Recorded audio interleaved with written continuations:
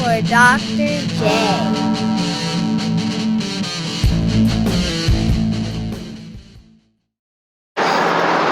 You specifically last week said, this is our next one. Oh, God. I didn't mean it.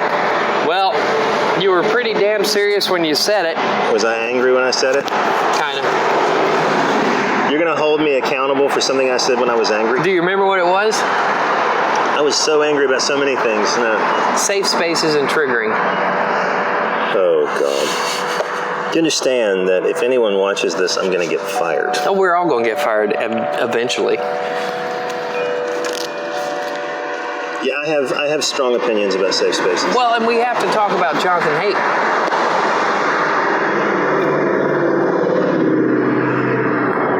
You know?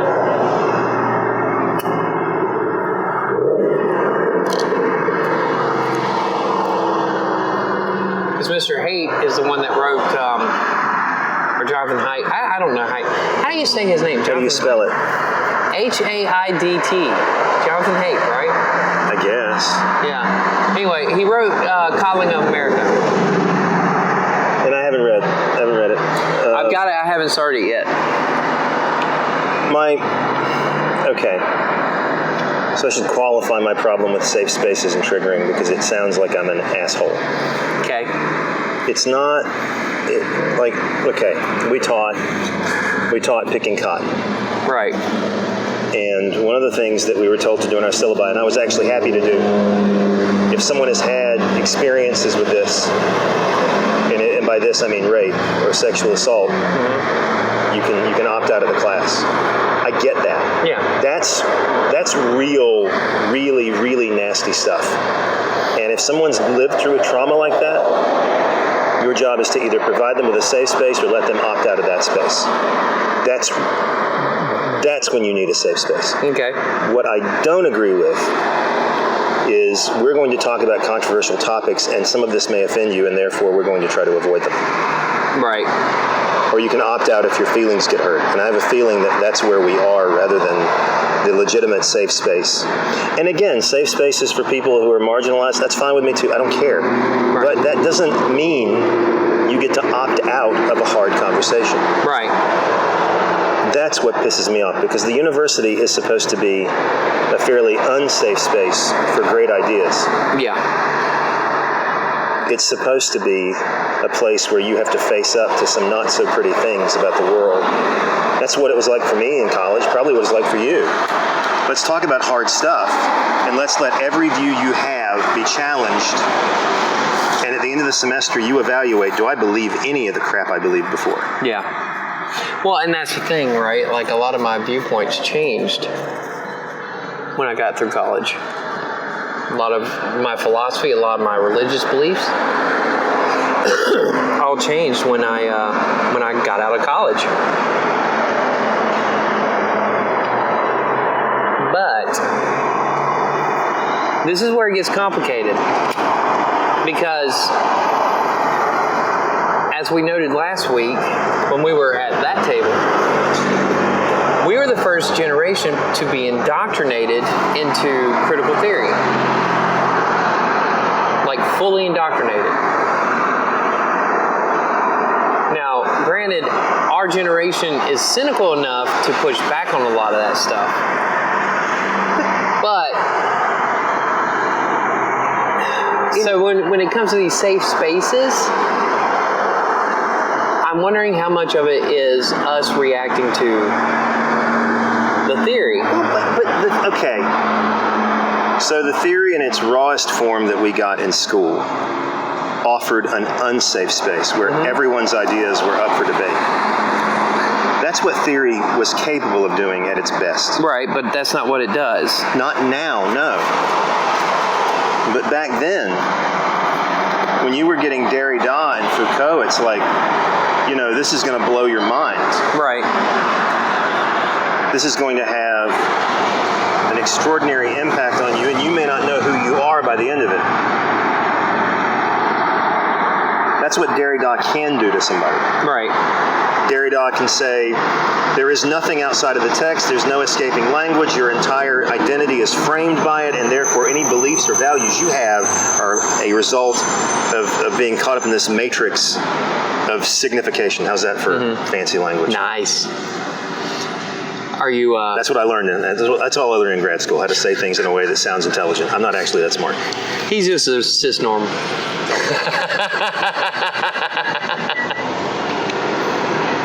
So that's what I learned in grad school, and I learned that everything I had assumed was true may not be. Right. And that's a tough pill to swallow. It is. And I didn't need someone to tell me you're going to be triggered, because I wanted to be triggered. Yeah. I wanted the fight. I wanted the argument. Again, go ahead. My problem, especially when I got to grad school, was what do we call it? Teachers have this problem all the time. It's called when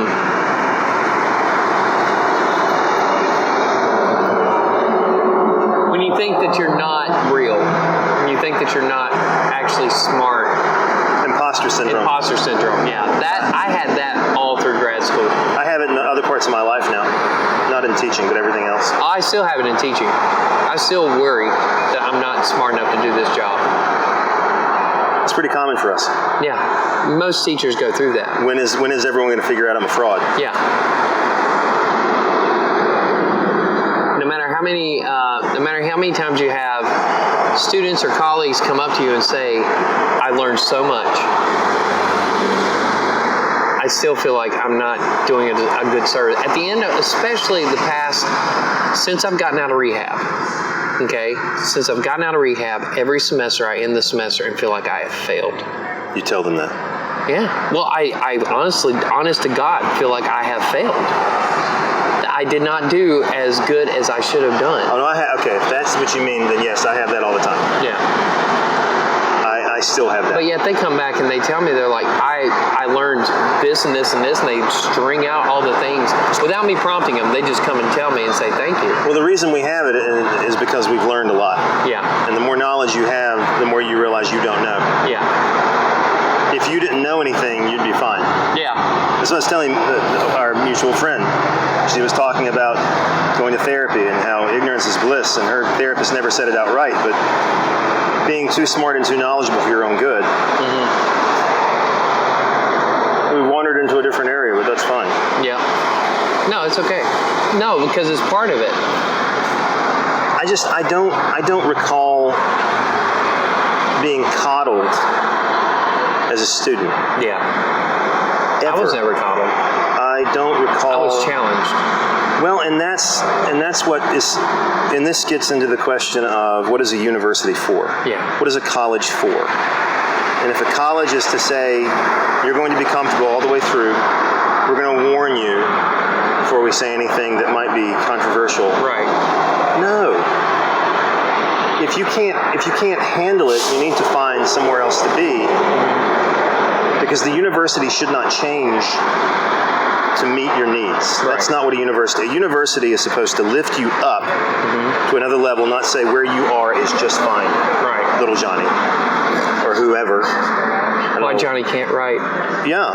That wonderful, I actually have that from one of the grad classes that I took. I have that article, photocopy from Newsweek. Why Johnny can't write. So I don't know, I mean, real triggering. Mm-hmm. Yes. You've been raped. We're reading a book about rape. You need to be aware. And I'm fine telling students that. We're going to read some hard stuff. Some of it's going to be about violence. Some of it's going to be about sexual assault. If you've dealt with this, I get it. We can have a conversation. We can get you something else.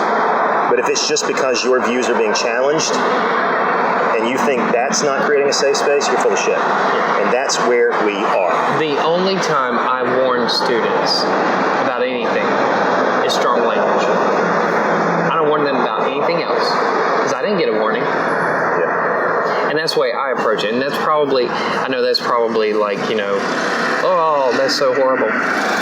But I don't see the value in warning them.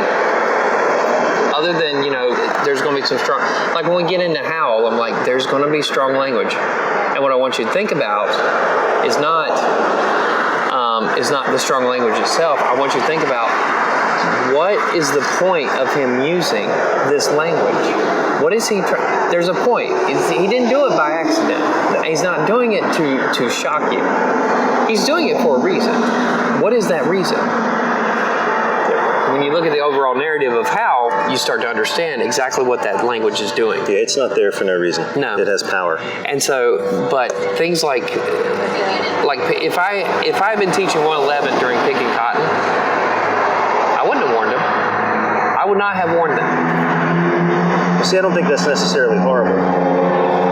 It's a difference of pedagogy. Mm-hmm. But like when we did that kid.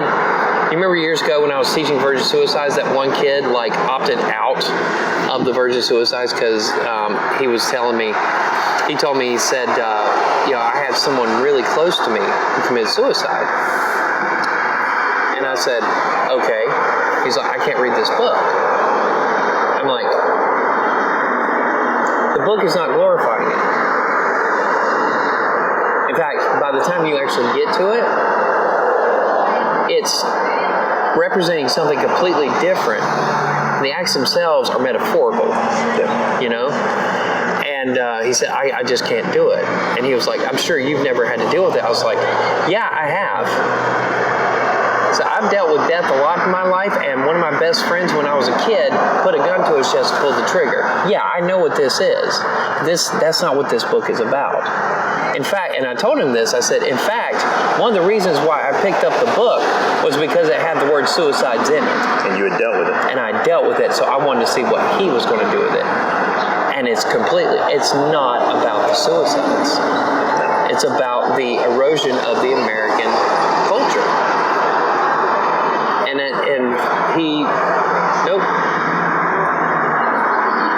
And I was just like, I'm not going to fight this. I said, then go read Slaughterhouse 5, which is all about PTSD. I said, go read Slaughterhouse 5 and give me a 5-page paper about, what you think Slaughterhouse 5 is about. Did he like it? He loved it. Good. And this is a book all about PTSD. Which is what you feel after you've lost someone to suicide. And he didn't realize. He didn't realize it. He didn't get it. But because the virgin suicides had the word suicides in it, he wasn't touching it. And I can't, to me, allowing a child an opportunity to read something that is going to challenge them, that is a safe space. Because what you're doing as an instructor is you're saying, okay, I know you can handle this. Yep. I'm not going to give you something that's going to push you to do whatever it is that piece is doing. No, and I agree with that. That's why I tell my students nonstop, go read Mein Kampf. Yep. Don't be afraid. Get over the fear. You're not going to become a Nazi. No, you're not. You're not going to become anti-Semitic. You're not going to buy the Elders of Zion. You're not going to get into this. The majority of people who read that book look at it and say, oh my God, he was a nut. Yes. I'm rereading it right now. Well, the safe space that I envision when I teach is that viewpoints are welcome, disagreement is encouraged. Yeah. And at the end of the day, no one gets hurt. Yeah.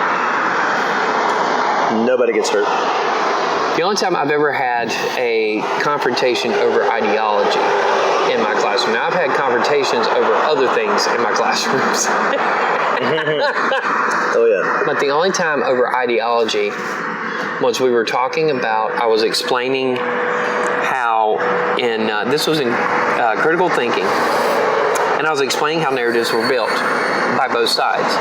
And the key component between both narratives is the object of turning against the other side to make sure that you target the other side, okay? And what I told them was, look at the gun debate. And so I wrote out the gun debate on the board. And with each positive, I was going with a negative, and I was popping them off. This is what gun control activists believe. This is what pro-rights believe, and just going back and forth, back and forth, back and forth. And I got to the idea of semi-automatic weapons. And I said, the gun rights activists are going to say, you don't need this gun. And as soon as I said that, I had one of my extreme right-wing students scream at me, you're not going to teach this bullshit in this classroom. And I turned around and said, then you can leave the classroom. He didn't understand what you were doing with the lesson. No, and I was 3 or 4 points in. So I'd already laid out other pieces of the argument. Even though you were pointing out both sides, he still thought his viewpoint was being attacked. Yep. Even though it was obvious from the very beginning. And that's an example of someone who's used to safe spaces in the way that we dislike. Yeah. And that's the other thing, is it's not... The idea of a safe space isn't simply for the left either. Mm-mm. It protects the right. Yeah. That's what they don't understand. No. They see it as only protecting people on the left. They see it as a means of protecting those who are currently going through identity politics issues, not realizing that my religious views are being challenged and I'm not okay with that. My conservatism is being challenged and I'm not okay with that. Yeah. Well, that's just too fucking bad. Yeah. I'm sorry. Welcome to college. Yeah. This is what we do here. Mm-hmm. If you walk out of this class and you're not uncomfortable at all, I should get fired. Yeah. Because if I didn't make you nervous... Well, look at today. When, I went over that one little passage of Anne Bradstreet, and I swear to God, every child... Now, there was only like 8 students in there this morning. Every one of them were beat red. Because they're not... Yeah, well... They were so embarrassed. And I was just telling them, I'm like, look at what she's saying. She's telling what she's doing. This is, and I brought back the reflection response. I said, this is the high religious woman that was devoted to her husband that y'all were telling me about. She's talking about masturbating. And they're probably horrified. Oh, yeah. Every one of them beat red. Hence the one student who said she felt she's got her... He said she's exploring.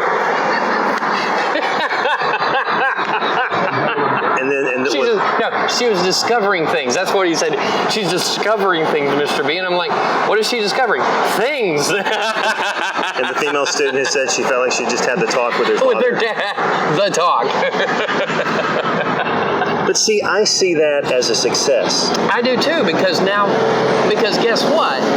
They're going to go out of that classroom, and from here on out, if I was a success today, they're going to start paying attention to little nuances in the language of everything they're reading, and they're going to start picking that stuff apart. Well, and it also challenges the idea of taboo. Why is this thing taboo in the first place? Yeah.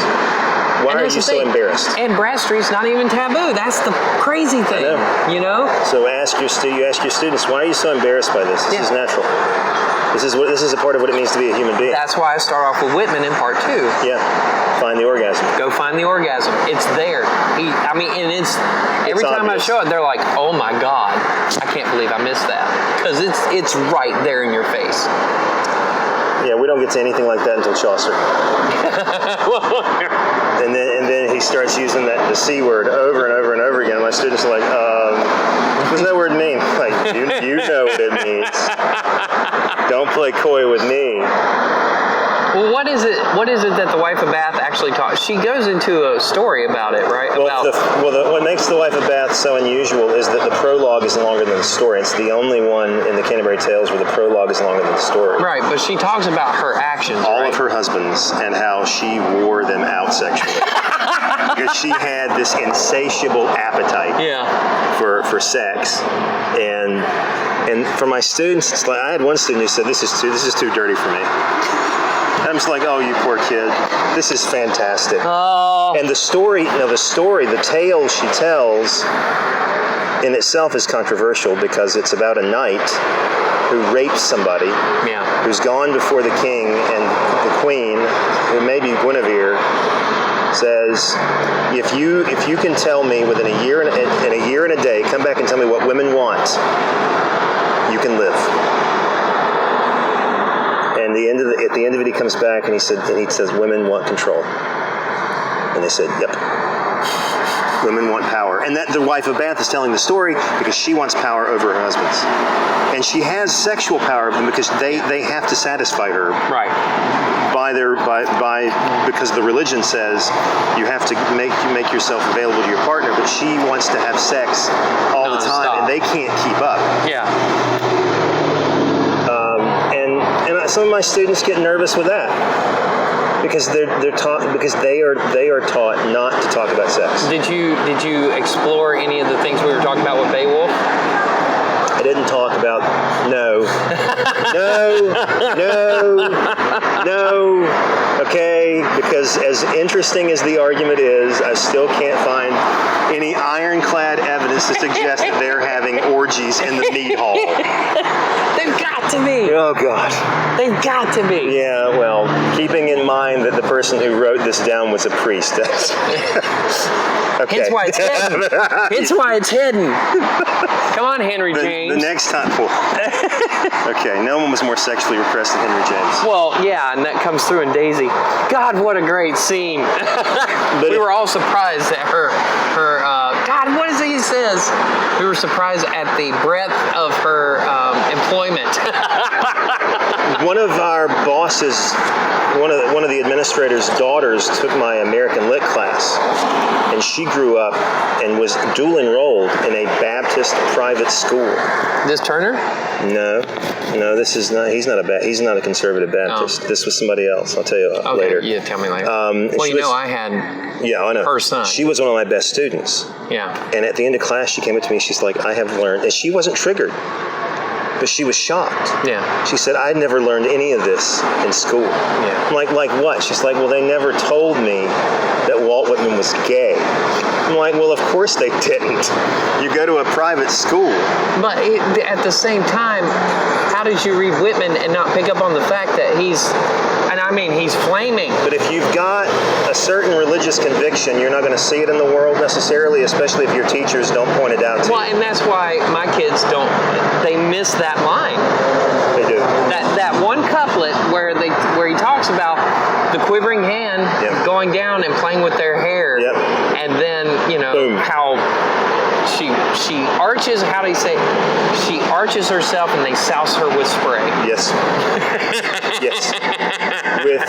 For mine, I asked them about, because I talk about his homosexuality, and that the line where he's got his head on his lover's thigh, and I ask my students, why is his head on his thigh? And they're like, no. I'm like, oh, yes.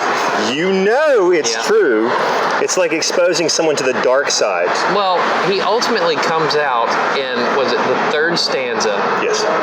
When the lover leaves before the break of day. Yes. And he refuses to look out the window because he doesn't want to see him leave because he doesn't know if he's coming back. That's right. That's when he comes out. Yeah, he does. And it's absolutely poignant. Mm-hmm. But if you've been raised not to see those things, you are not going to see those things. Mm-hmm. We didn't see those things until we started studying English. It's true. And then we were told, look for this stuff. Yeah. It's there. It's there.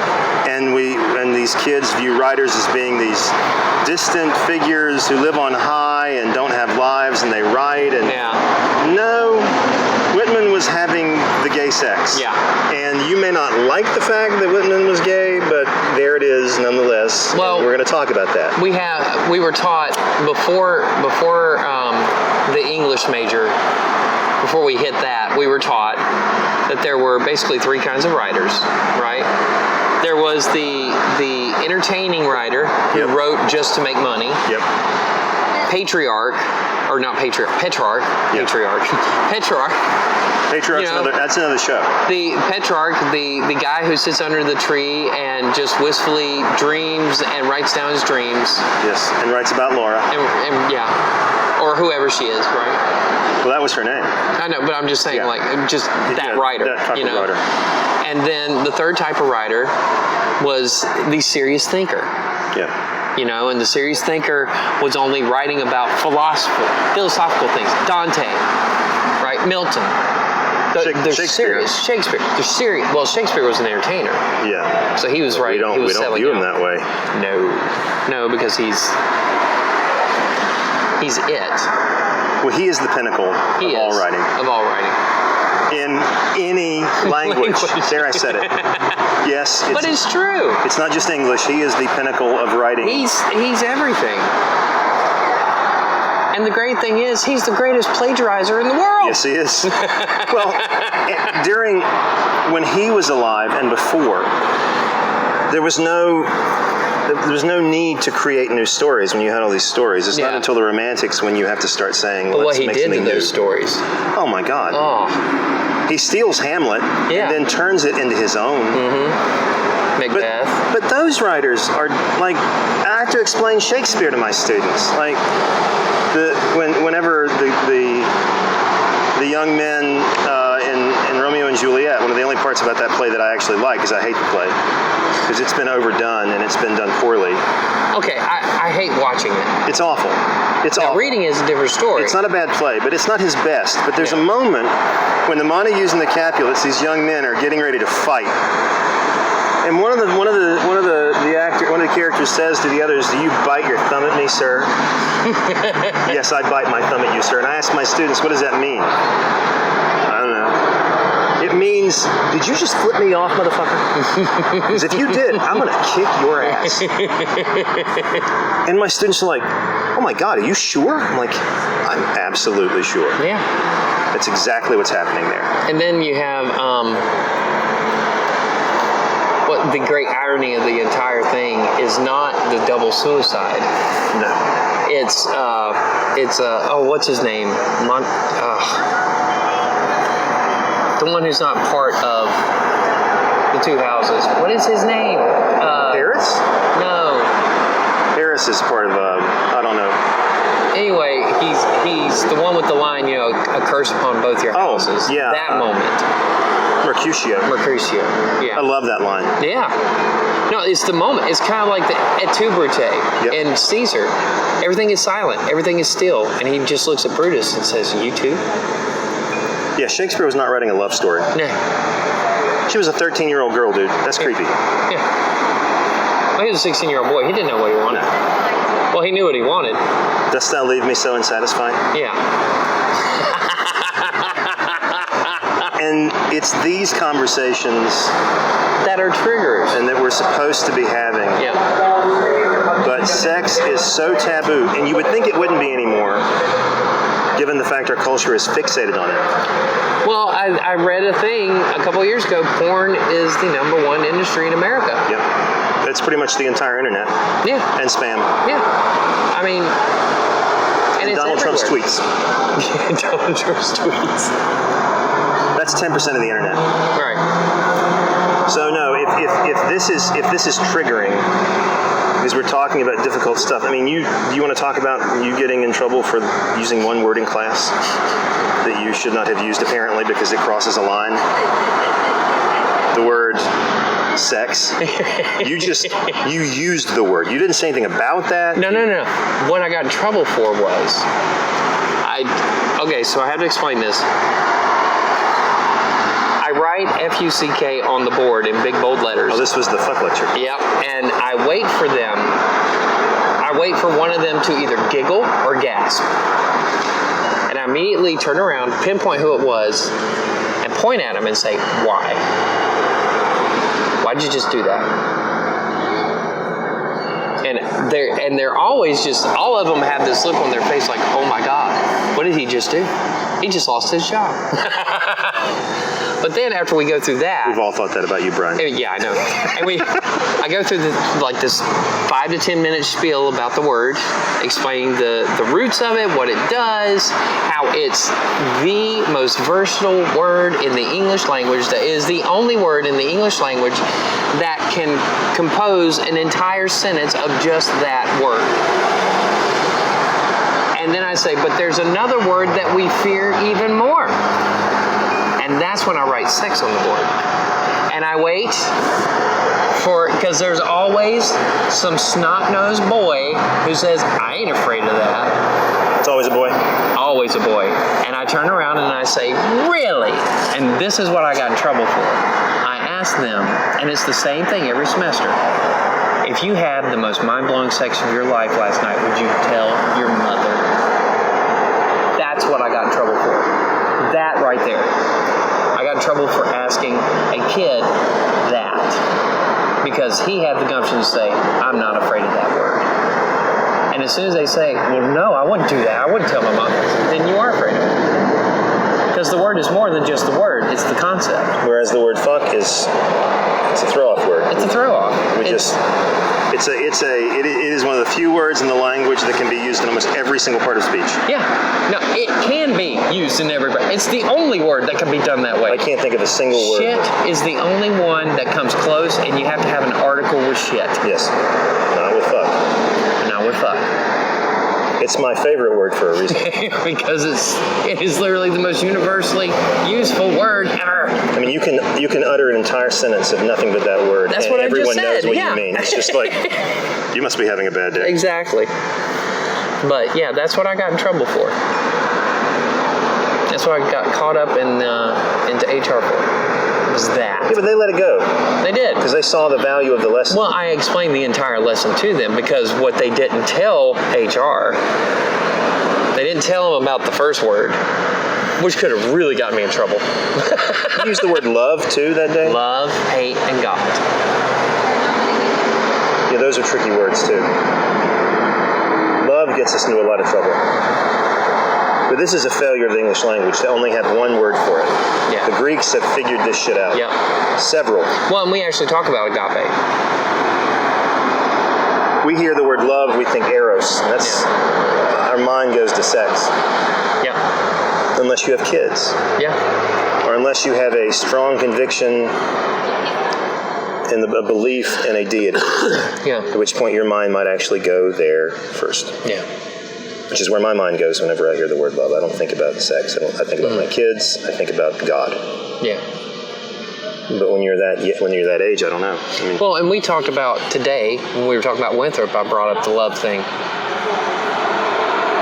Because he says multiple times in Model of Christian Charity, you do these things because Christ told you to love. yep. He didn't tell you to weigh your best options. No. He told you to love. If your enemy is hungry, you give him food. Yep. He comes right out and says that. And it's just like, and I told him, I was like, this didn't go well with the Puritans. Because they would have to love the savages. And they couldn't do it. Or the salvages, depending on your... I have to explain the Mr. B, why were they killing all the salvages? Well, it's because they couldn't spell it, son. Well, son, why don't you go home and write me a casual essay about it? Instead of a summary. Oh my God. There are no words. I wish you could have been in there when I was like, let's talk about the wonderful, wonderful word, reflection. I can't think of... I think sex is one of the biggest triggers. And everything tied into sexuality, especially when we talk about identity politics. Well, and the other thing is because of the feminist movement, and I'm not throwing all this on the feminist Well, no, because movement. a lot of good came out of it. A lot of good came out of it, and also the way that this was constructed was before and during the feminist movement, and the feminists caught onto it. It's a power play, as you noted before, with the wife of Bath. She's holding power, right? And so the feminists picked up on this and realized that's why they went after porn. They didn't go after porn because it's objectifying sex. They went after porn because it's subjugating women. Yes, it is. And it's enforcing the power struggle. Yeah. And that's the great thing about feminism, is that it understands the dynamic. And it also, and this is what drives me crazy, because I think feminism in its older form today would be in trouble, because they deal with sex head on too. Mm-hmm. They don't hide from it. They say, we're going to talk about sex right now. Yeah. And I don't know if you can do that now. I really don't. And I don't know what it is about sex in our society that you can blame the Puritans. I blame them for all sorts of things I don't like. Well, they're definitely the seed. Yeah, I mean... No pun intended. No pun intended. But America has this weird hang-up in a way that other countries, especially European countries, just don't. I was walking through, this was in 2000. I was in Paris studying, and I was walking through Luxembourg Gardens, and I walked by this park bench. Yeah. And this woman was straddling this guy, and they were, I will charitably refer to it as making out. They were very close to coitus. Oh, yeah? And that's when I realized What a great word. they just don't, it's not a thing for them. This is just, it's a part of what we do. But that explains the puritanical nature, because the Puritans came over here pushing back against that culture. They're trying to escape it. They're trying to escape it. And so when they get over here, and they're the most influential ones at first, not for all time, but at first, it gets embedded. When you look at portraits of Elizabeth, you look at portraits of women from that time, they always had low-cut dresses and a lot of cleavage. And then you look at the way the Puritans dressed. Yeah. And then the Puritan revival, otherwise known as ankle. And then the Puritan revival, otherwise known as the Victorian movement. Yeah, neck to ankle. Because in the Regency period, cleavage came back, and then when Victoria Cover came the table in, legs. Yep, that's exactly right. So we don't want little Benji humping the table. as honest to God, as if, well, I say that, but they might have been aroused by it because they'd never seen anything else. There was a comedian, I can't remember who it was, a comedian that was talking about how when they were little they got curious and they were they humped their couch like every day. I admire their honesty. I'm sitting there thinking, he wouldn't have survived the Victorian era. No. He'd be dead. So this is, I don't know if this is our original sin, this fear of sex, but... No, it's a Puritan sin that got included. Because there's so much that they did that we adopted as a culture. I mean, the community spirit, that's Puritan. Community over the individual, What do you do with the unwanted individuals? You get them out of the community. Yeah. And you place them where they cannot bother the community. Yeah, well, and I talk about that when I talk to my students about it. The individual doesn't matter. The community matters. Community matters. The community has to survive. Control over your appetites. And I tell my students, I'm like, they're not just talking about sex. They're talking about any kind of gluttonous appetite that you have. Anything that's enjoyable. Yeah. That can overtake your love for God. That can blur the line. Which is why Bradstreet says what she says. Yep. That's why she got the smallpox. That's why she got the smallpox. Because she enjoyed discovering herself. What she said, Things. Discovering things. But that's why she says, she calls it vanity and folly.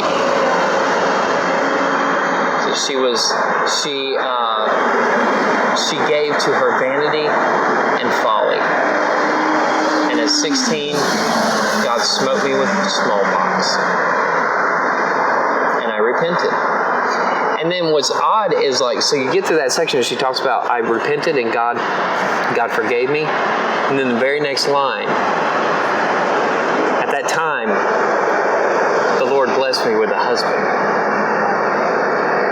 And then the very next line after that is, the Lord saw fit for me not to have children for a long time. And I looked at my sister and was like, a long time. That means she was doing it a lot. She had plenty of opportunities to get pregnant. And she was so distraught because God would not give her a child. She didn't understand why it wasn't working. She probably felt like she'd done something wrong. She was still being punished for masturbation. Because she says 2 years, at least 2 years, because she says at 14 and 15. Well, she gave way to her vanity and folly. Because she had a carnal heart. That's how she starts the whole thing off. My heart became carnal.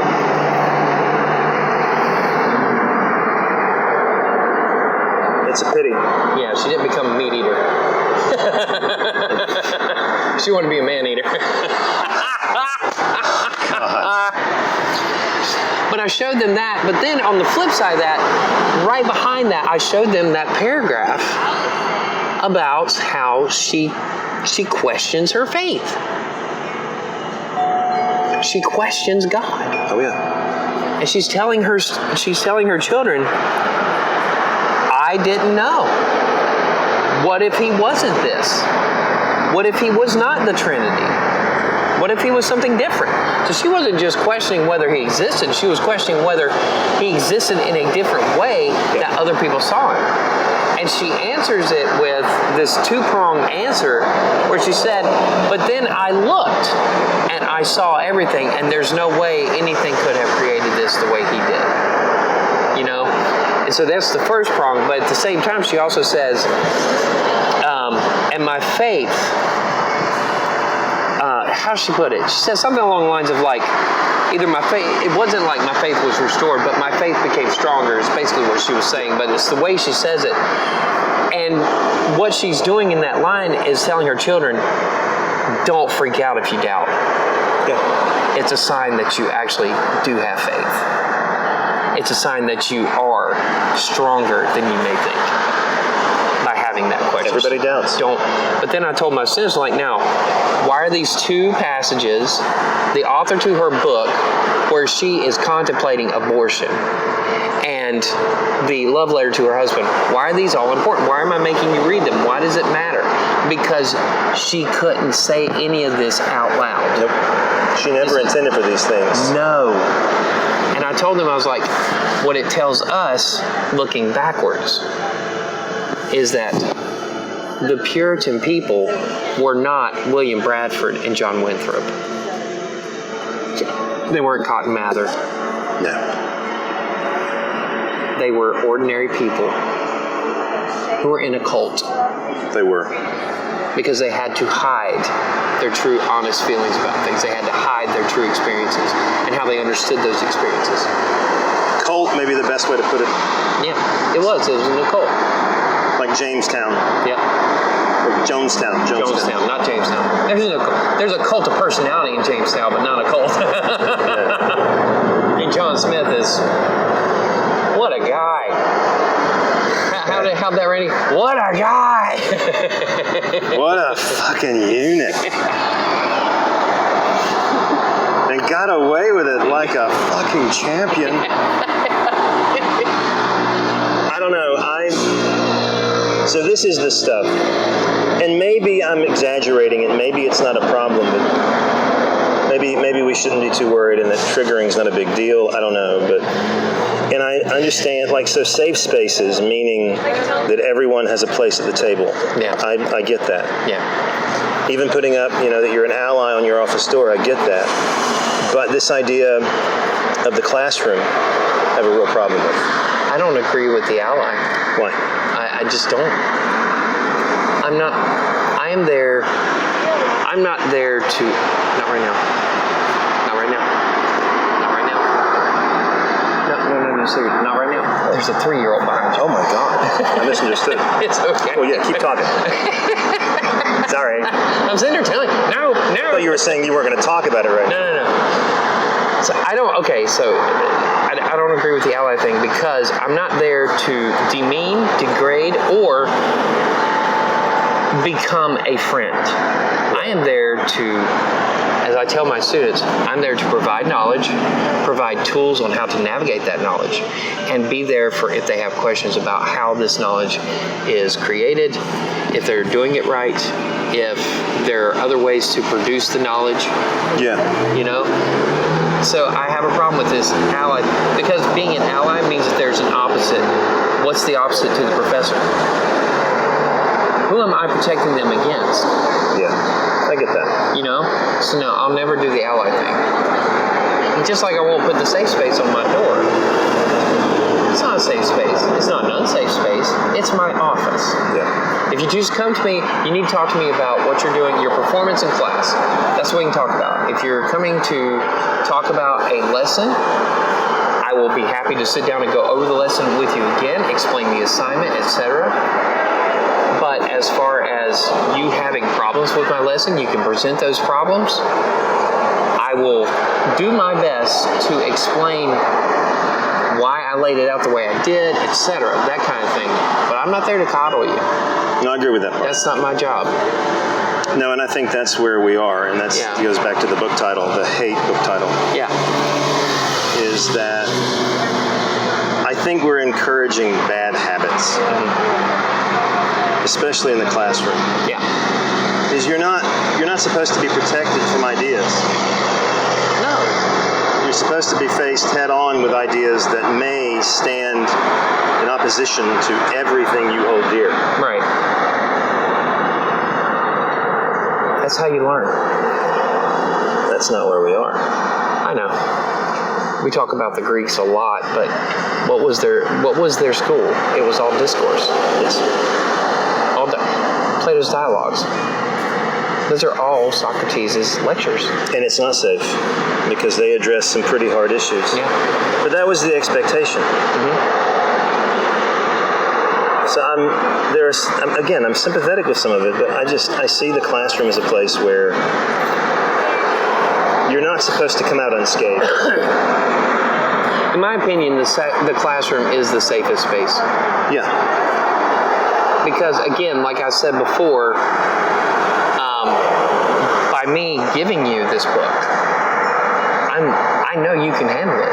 I'm not going to give you something you can't handle. I'm not going to go into a classroom of 232 sophomore level kids and hand them Ulysses. No. They can't handle it. I can barely handle that book. Well, we haven't read it. Keep trying.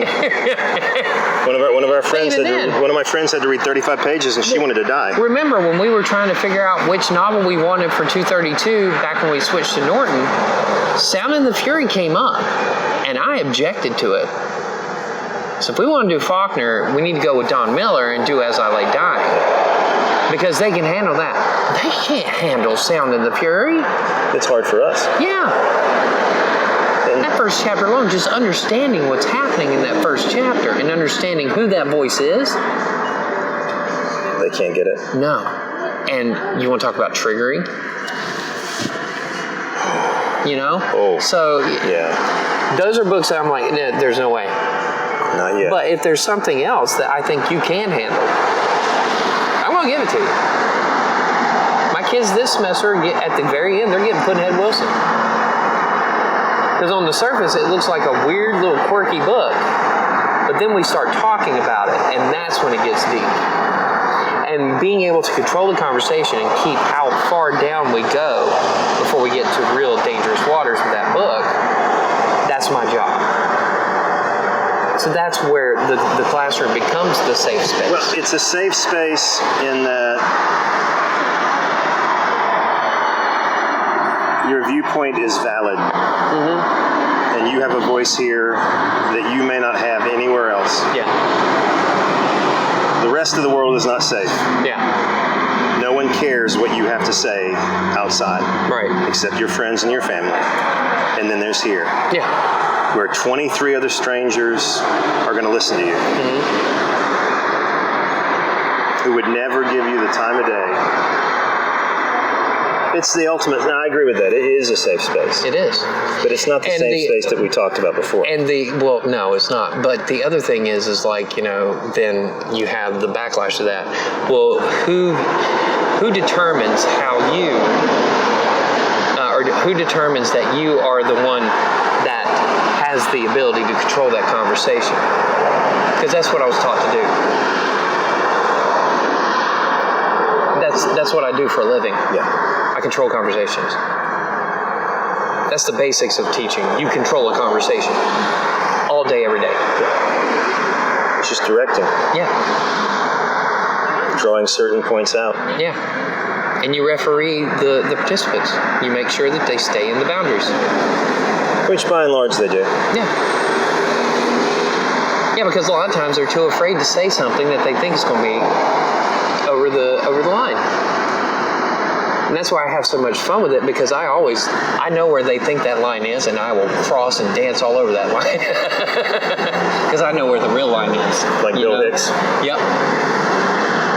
I'll go right up that. I will just stomp all over it, dance on it, cut cartwheels on it, because I know that's not the real line. That's the line they think is there. They don't realize there is one actually further back. That's where the real trouble is. This line, this is superficial. This is what you've been taught through TV. It's not real. So what's the future? And we're seeing pushback in a lot of other areas. Well, we're going to have to get rid of this idea that these kids can't handle it, and we got to get rid of teaching these kids that they can't handle it. We're going to have to let them understand they can handle it. They are strong enough. How much of this is parental? Some of it's parental, some of it's social.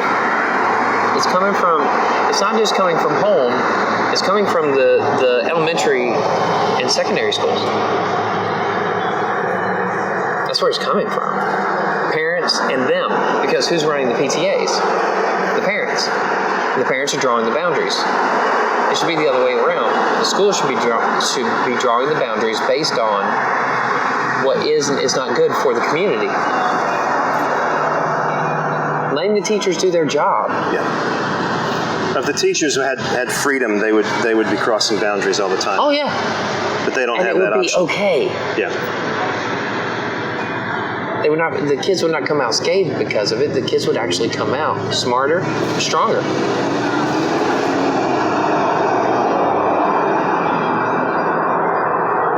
And you wouldn't have this, I heard about a study, and I think it was one of Jonathan Haidt's talks, where he talks about the increase, just the sheer number of counselors on campus now in college is insane. Because they can't. Tripled over the last 20 years. Because the kids are being approached with ideas they can't handle? They're being, that they can't, and they don't know what to do. Have a conversation. Because we have not taught them how to handle these things. And it goes back to helicopter parenting. It goes back to society and how society acts with these things. And when you've got a Twitter mob going apeshit over Pinkerton, and half of them that are piling in on this don't even know who he is, that's a problem. And you don't even allow any opportunity for him to rebut. It's the same thing with Jordan Peterson. There is this social fear of Jordan Peterson, and if you actually read his stuff and watch his seminars, there is no reason to be afraid of this man. None of his ideas are dangerous at all. And his only argument, the whole reason for all of this against him, his whole argument was that if the Canadian government enforced pronoun recognition, you will be taking away free speech. That was his argument. Because Canadian government was going to enforce pronouns. He said, no, you cross that line, it's a slippery slope to free speech. Yeah. Because now you're legalizing the right to punish someone for words. I read something the other day about a philosopher who said it's getting so bad you can't even yell theater in a fire anymore.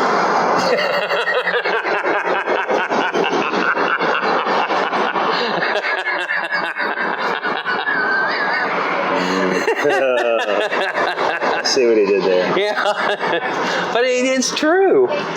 It's gotten so ridiculous. But that's the danger of Jordan Peterson. That's it.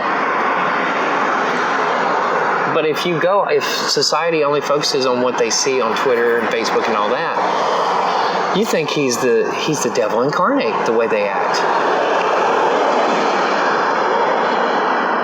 And that's a huge part of the problem. When you have occurrences like that reoccurring over and over and over.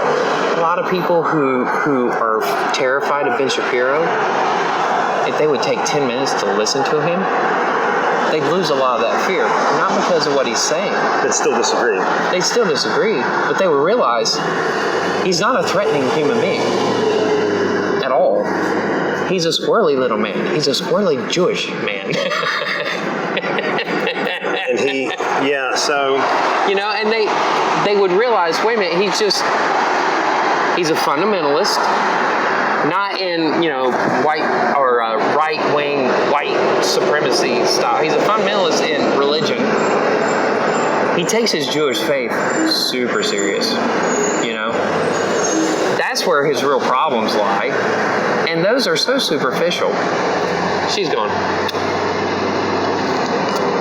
Well, no, you were getting ready to fire up with a 3-year-old. What you were saying, I thought what you meant was, I don't want to talk about this right now. No. Let's move on. So I'm going to say something really stupid. No, I'll say stupid shit all day. I don't want you smoking with a 3-year-old. Well, no, and I wouldn't have done that. I don't actually, whenever someone's sitting at the next table. There's nobody there anymore. I don't know. I think the other part of it is and I think you see limiting speech in the classroom. Mm-hmm. And I'm not talking about limiting hate speech in the classroom. Well, and let me tell you, since that day when I got called up to HR over the F lesson, I haven't changed it, and I teach it the same every semester. Did it the same way I did before that incident, because the overall message, the overall narrative of that particular lesson has nothing to do with that word. It has everything to do with how we construct different ideas through words and how those words become active participants in our lives. Not just our language, but our lives. Talking about love and hate, talking about love, how love will be used to manipulate. You don't actually love somebody, but you can tell them you love them and manipulate them. Hate gets dangerous when the hate is coming from one person that feeds off the fear and the insecurities of a group, and real hate shows itself, and you end up with genocide. That is where we build to. And then I end the whole thing on what appears to be a light note, because we're talking about God. It's actually the heaviest part of the entire conversation, because that word, G-O-D, can't encapsulate that idea. That idea is so huge and so abstract that one word can't even hold it. That's where we end. And then they walk out there like, oh my God, that was deep. I take them on an emotional roller coaster through that lesson. But I keep it light the whole time. That is a safe space, because I'm teaching them the boundaries are not where you think they are. The boundaries are actually further out, and you're protecting yourself against evils that don't exist. I have, as far as the safe space that you're describing, the most memorable for me were all the times I taught anti-establishment literature, because I would get them angry, I'd get them ramped up, I would get them to fight back, and I was in Mississippi, so it was the Bible Belt. Didn't take much. I had one group, an 8 o'clock class, composition class, they wouldn't talk. Back then, that was bush country. It was. and I walked in one day, because they wouldn't talk. I said, one day the Bible's going to be another dead document, just like all the other ones. Ooh. Boom. Everybody's talking. And at the end, I'm like, you understand that I was playing with you, right? And they're like, what? I'm like, you didn't speak. Every time you don't talk, I'm going to do something like that. Just be ready. Yeah. And I had them in the palm of my hand for the rest of the semester, because they felt like they could say what they wanted to say. They felt like it was safe to say it. Yeah. They felt like it was safe to challenge me. Oh, my favorite, the one that I probably should have gotten in trouble for, was, I'm surprised I didn't get in trouble for this one, because I would only, it was in critical thinking. You know what I'm talking, the Scientology, Mormonism, Christianity, Santa Claus. And going through and laying out each one of them and saying, now, after we go through and look at all this, objectively, which one actually seems feasible? Which one is actually, looks like it could actually happen? And every semester, every class, Santa Claus. Santa Claus is the only believable one. The 3 religious narratives, too far-fetched. Do they buy it? Oh yeah. I let them decide. And they always decide Santa Claus. They always decide Santa Claus. When I do the Rumpelstiltskin trial, where I put up the fake documents and have the characters play the trial out, I haven't done that in a few years. I need to do that again. They always side with Rumpel. Fun. They always side with Rumpelstiltskin because she broke the contract. She cheated him. It's the law. Mm-hmm. Of course, if you got a really bright student, they'll say there's the letter of the law and the spirit of the law. Mm-hmm. What's the spirit of the law say? Yeah, they're not that bright. You got to remember, these are freshmen. Yeah. But if I'm making that argument, I'm saying it's the spirit of the law that matters. I'd hate to be held accountable to the letter of the law. But I love doing that because you separate like 6 kids out from the rest of the class that play the actors, and then the rest of the class is the jury. And I make them deliberate. I make them get into a massive group and argue it out. And I tell them, you cannot deliver a verdict until it's unanimous. And every time, unanimously, they say, Rumpelstiltskin. They side with him, he gets the kid. She broke the contract. Oh! You want to talk about a good discussion. And they're not happy about it, I'm sure. No, but... What about it's Little Red Riding Hood? Oh, where I tell them, I asked them, was he framed? You should see some of the papers I get. The wolf? Yeah, because they come up with some really good stuff. The girl who made the 100 in my class, the only one who's ever made 100 in my class, her response was mind-blowing. There's a reason why she made 100 in my class. She said, this was her argument, that because the wolf is a wolf, and he plays by a different set of rules, he did not know the rules of murder. And so, for him, murder was a everyday part of life. So yes, he was framed because he did not understand the concept of murder. I read that, I was like, oh my God, this girl went deep. Because most of the time they come up with some good stuff, man. Like drug cartels, like the wolf is part of an outside group. He comes in, he accidentally infiltrates grandma's cartel. And this is, I think, how we know they can take it. Yes, they can. They come up with some really great stuff. And they always get confused at first because they're like, I don't understand. How is this an argument? I'm like, if you do this right, you're going to be presenting an argument exactly the way I want you to present it. Exactly the way I've taught you, because it's the last one the last one they do is the What is English 112, but the next to last paper is that Red Riding Hood paper. I'm like, just be creative. Yeah. You get to invent your research. This is all creative, but do it in an argument. Do it the way I showed you. Aristotle does it. And that's what I'm grading for. And they do. They knock it out of the ballpark.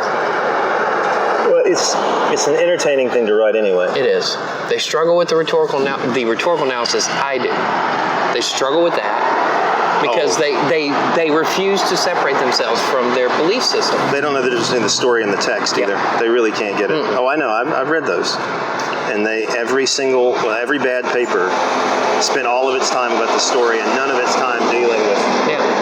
No matter how many times I stand at the front of the classroom and tell them, I already know the story. Don't tell me the story. They still tell you the story. Yep.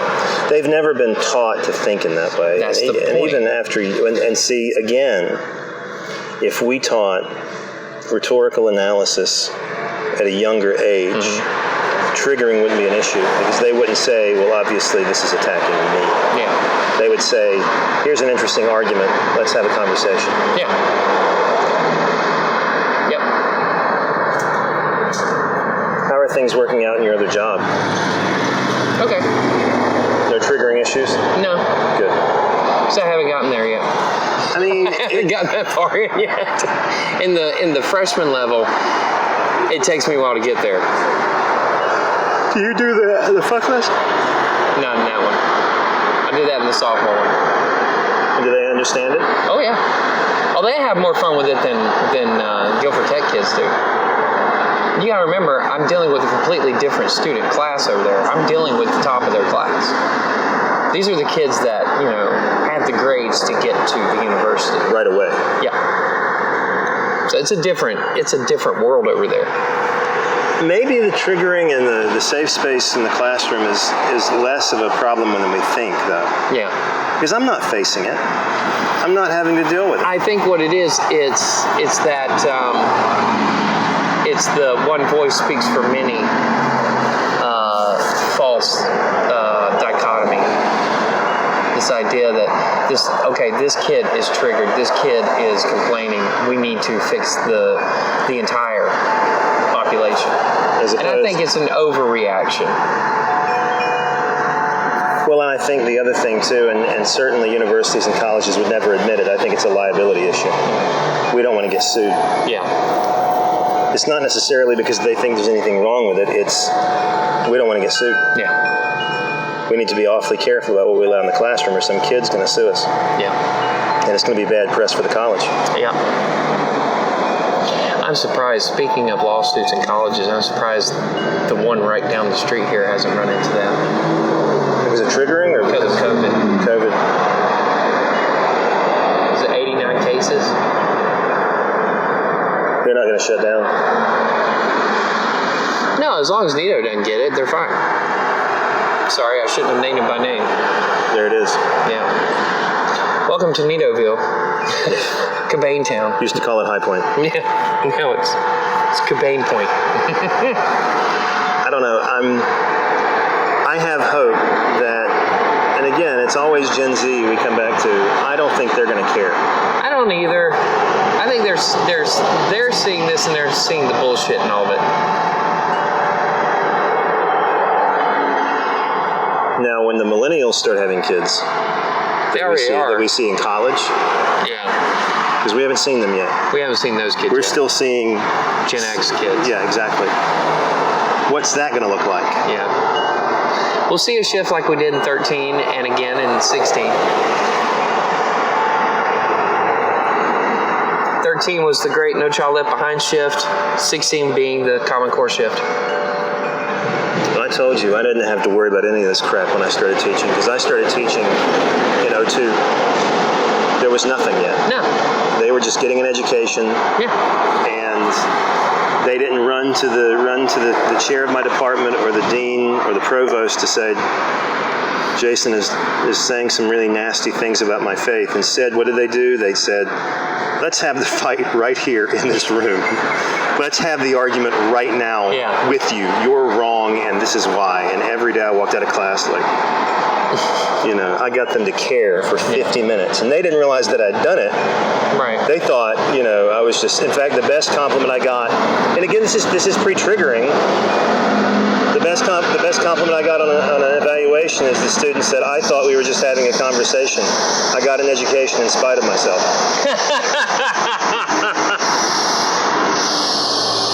The best comment I ever got was years ago. This a middle college student wrote in her what is 112 reflection essay at the end that up to that point she made a B in my class. She said up to that point I always made A's in English. I thought I was a good writer, and then you destroyed me. She said thank you for not lying.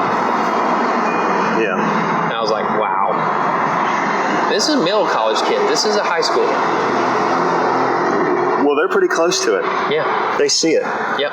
Because we don't love them the way their teachers do, and right. we don't have the same kind of personal attachment, so we can afford to say, wow, this is worse than I thought. Yeah.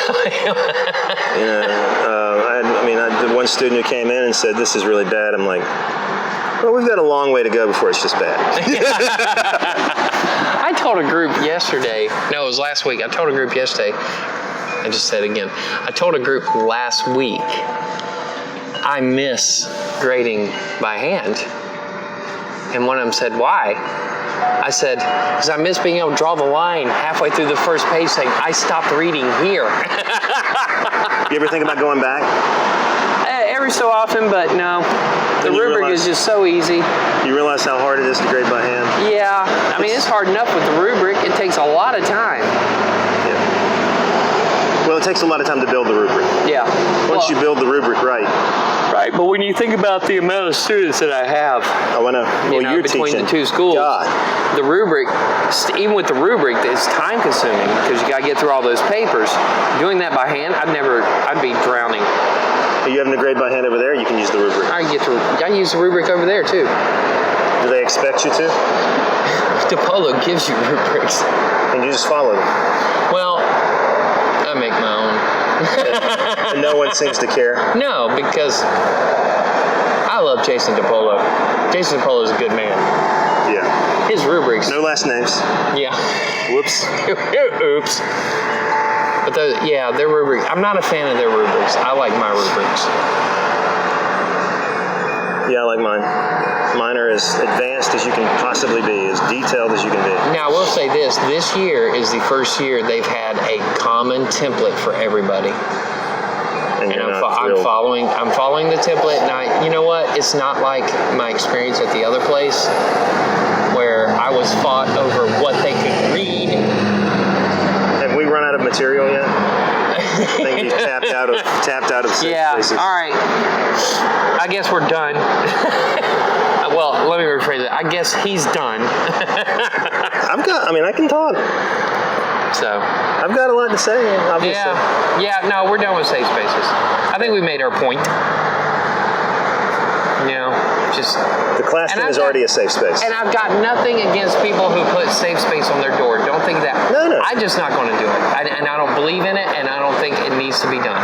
Well, and I think by not doing it, you prove that the office is a safe space for everybody. Yeah.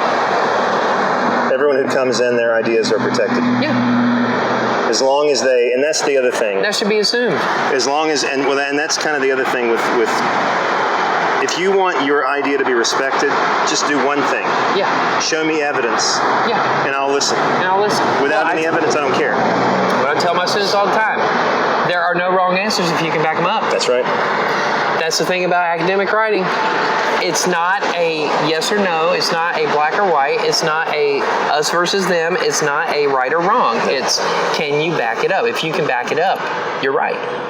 And I always look at them and I tell them, that's why I went into literature, because you can read a text and if you can back up what you believe or what you see in the text, you're not wrong. So I'm always right.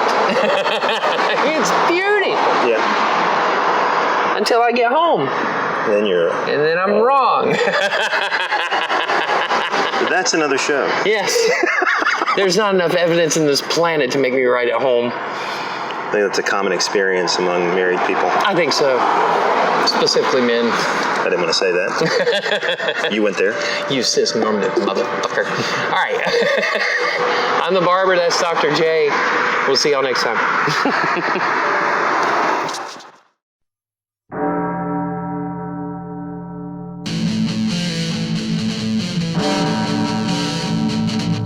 Now it's time for Dr. J.